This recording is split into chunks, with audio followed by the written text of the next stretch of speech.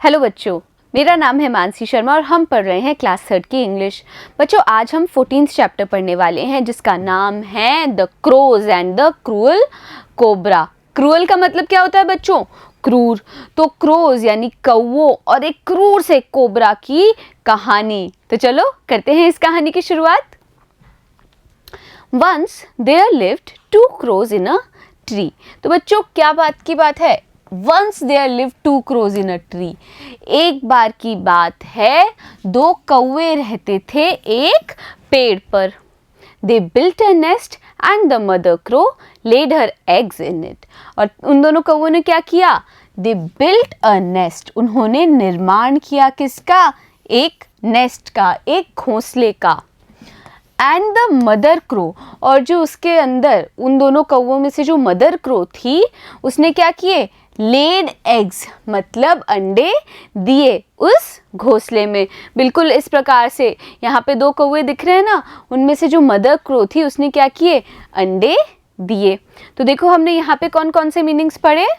Built यानी कि बनाया, लेड एग मतलब अंडे दिए।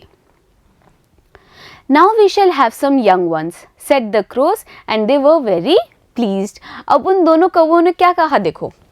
Now we shall have some young ones, यानी कि अब हमारे क्या होंगे? छोटे छोटे से कौवों के क्या होंगे भाई? बच्चे होंगे ना। तो यही बात बोली उन कौवों ने कि अब हमारे छोटे छोटे बच्चे होंगे। Said the crows, ये बात कही उन कौवों ने। And they were very pleased, और वो बहुत ज़्यादा pleased हुए, बहुत ज़्यादा खुश हुए। The tree was very old। अब वो जिस पेड़ में रहते थे, जहाँ पे उन्होंने अपना घोंसला बनाया था, वो क्या था? बहुत ज़्यादा ओल्ड था, बहुत ज़्यादा पुराना और बूढ़ा सा ट्री था। And it had a hollow trunk, और उस पेड़ में क्या था? एक हॉलो ट्रंक था। हॉलो मतलब खोखला, और ट्रंक क्या होता है? तना। यानी उस पेड़ का जो पूरा तना था ना बच्चों, वो खोखला था। तो यहाँ पे हमने क्या जाना देखो? प्लीज्ड। प्लीज्ड यानी कि खुश। हॉलो मतलब खोखला। ट्रंक यानी कि तना। A cruel serpent cobra came and made his home in its roots and trunk। और फिर बच्चों क्या हुआ? अब वो खोखला तना तो था, वहाँ पे एक क्रूर सा सर्पेंट कोबरा, एक क्रूर सा क्या आ गया बच्चों? एक कोबरा आ गया, एक सांप आ गया। एंड मेड हिज होम, और उस सांप ने क्या कर लिया? अपना घर बना लिया। In its root and trunk. कहाँ पे घर बनाया? उस पेड़ की जड़ और तने में। यानी कि ऊपर डालियों में कौन रहते थे? कौवे रहते थे, और नीचे तने में और जड़ में किसने अपना घर बना लिया? एक बहुत ही क्रूर से सांप ने। When the crows were away, जब क्रोज अपने घोंसले से दूर गए, they were away यानी कि अपने घोंसले से चले गए। He stole the eggs, उस सांप ने क्या किया?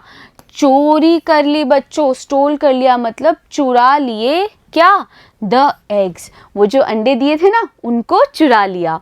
From the nest, उस घोंसले से। And ate them, और क्या करा उस सांप ने? उन अंडों को चुराया और खा लिया। तो देखो हमने यहाँ पे क्या जाना? क्रूअल का मतलब क्रूल यानी कि क्रूर, और स्टोल यानी कि चुराना। When the crows returned, अब भाई कौवे वापस तो आने ही वाले थे। जब वो कौवे रिटर्न हुए यानी कि जब वो कौवे वापस लौटे अपने घोंसले में, they were very sad। वो बहुत ज़्यादा सैड हुए, दुखी हुए। क्यों दुखी हुए? क्योंकि उनके जो अंडे थे वो किसी ने चुरा लिए थे बच्चों।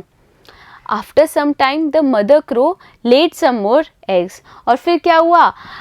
After some time यानी कुछ समय बाद, द मदर क्रो, जो मदर क्रो थी ना, लेड सम मोर एग्स, उस मदर क्रो ने क्या किया? कुछ और अंडे दिए।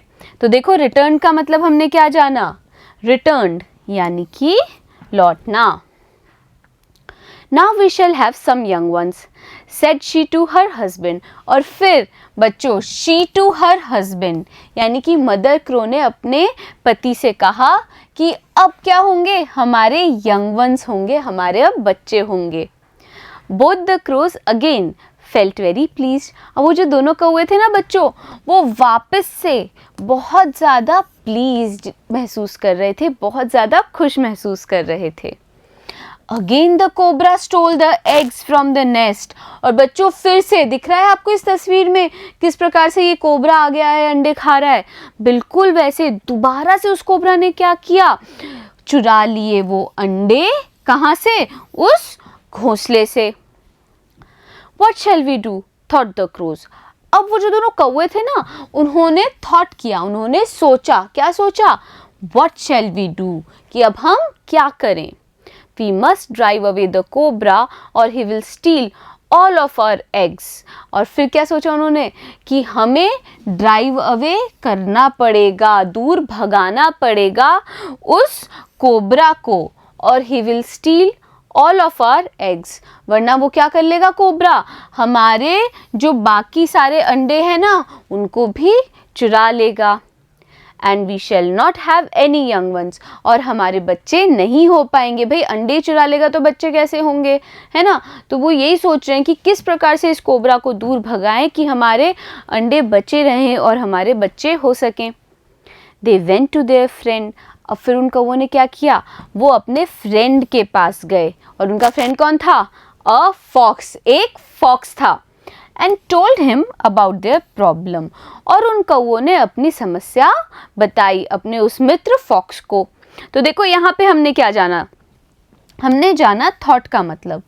थॉट यानी कि सोचा, प्रॉब्लम यानी कि समस्या।